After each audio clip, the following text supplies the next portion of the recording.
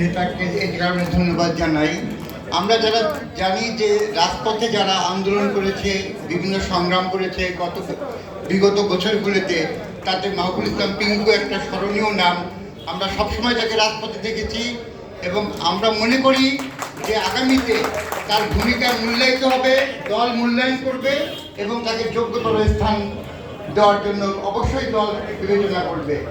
আজ যে অবস্থা, শ্বাসরুদ্ধকর অবস্থা চলছে, এটা এর বক্তা বলে গেল, সে অবস্থায় আমাদের ধৈর্য ধরতে হবে এবং আমাদের সতর্কতার সাথে সামনে পা ফেলতে হবে এই প্রত্যাশা থেকে।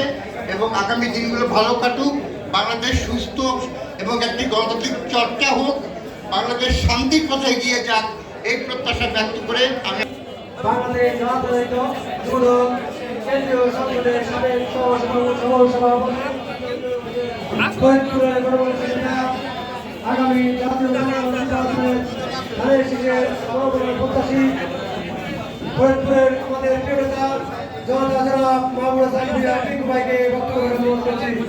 জনতা জনাব মাহবুবুল